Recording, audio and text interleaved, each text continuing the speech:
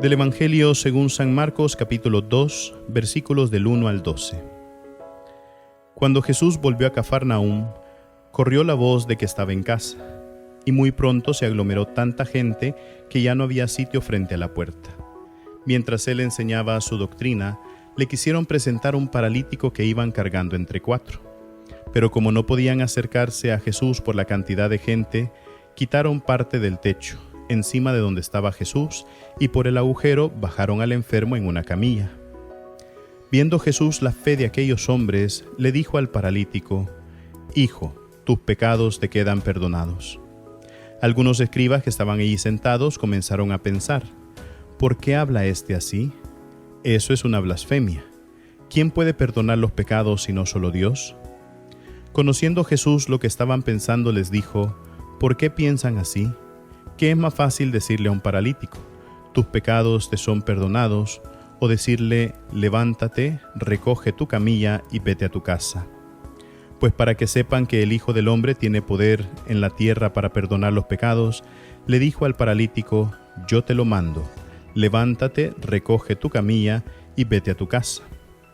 El hombre se levantó inmediatamente, recogió su camilla y salió de ahí a la vista de todos, que se quedaron atónitos y daban gloria a Dios diciendo: nunca habíamos visto cosa igual. Palabra del Señor.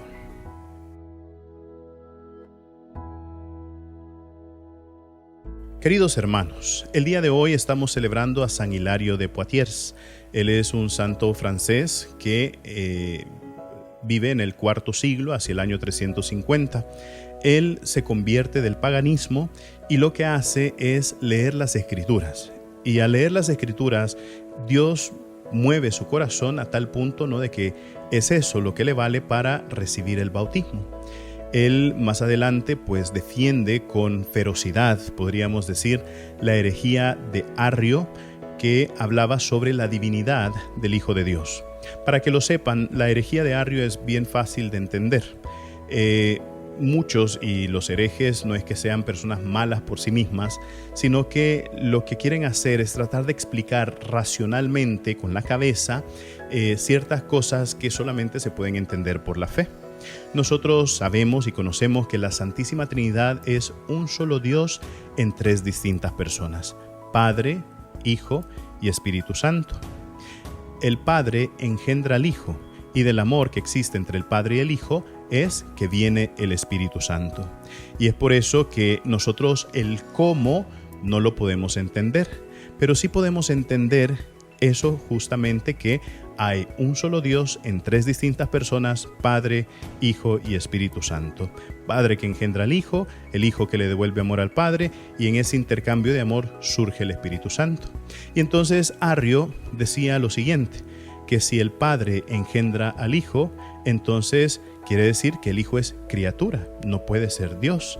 Y eso es querer entender racionalmente lo que sucede en el interior de la Santísima Trinidad, y eso no se puede hacer. Y por eso San Hilario, que se convierte con la lectura de las Escrituras, empieza a defender fielmente esa teoría o esa doctrina, ese dogma de la Santísima Trinidad, esa verdad de fe de la Santísima Trinidad. Y sobre todo, por eso es que la Iglesia, después de cierto tiempo, se empieza a reunir, ¿no? y se hacen concilios. Yo creo que nosotros nos sonará familiar el Concilio Vaticano II.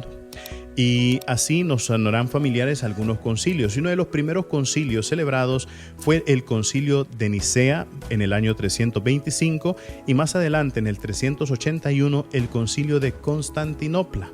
Y de esos 2 concilios surge un credo que se llama el credo niceno-constantinopolitano. Ese credo niceno-constantinopolitano, mejor dicho, nosotros lo conocemos, o a veces tratamos ese credo como el credo largo, ¿verdad? El credo largo, donde ahí afirmamos siempre que creemos en Dios Padre, Hijo y Espíritu Santo, un solo Dios en tres distintas personas. Y eso fue lo que defendía San Hilario de Poitiers, y por defenderlo él fue exiliado a Oriente durante 4 años. Y ya cuando regresa, una de las cosas que él quiere hacer es tratar de instituir y darle promoción mucho a la vida monástica, es decir, a una vida donde se hace una meditación, una contemplación, una oración muchísimo más profunda de la doctrina de nuestro Señor Jesucristo. Es por eso, queridos hermanos, también que hoy nosotros vemos este evangelio que es tan hermoso, es tan lleno de ternura, es tan lleno de amor, es tan lleno de fraternidad.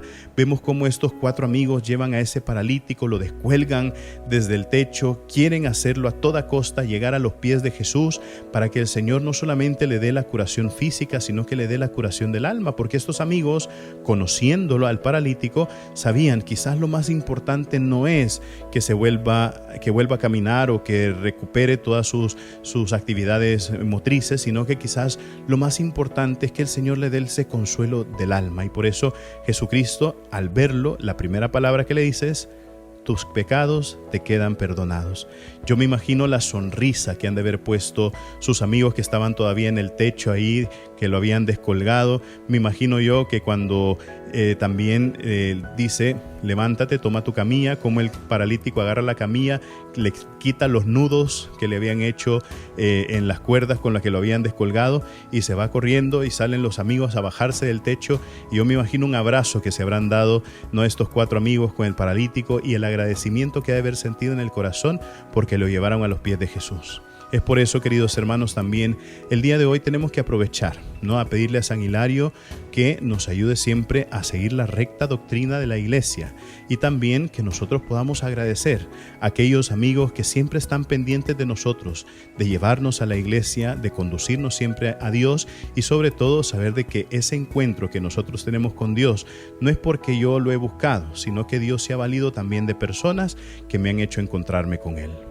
Recuerden, mis queridísimos hermanos, nosotros somos lo máximo para Cristo. Así sea.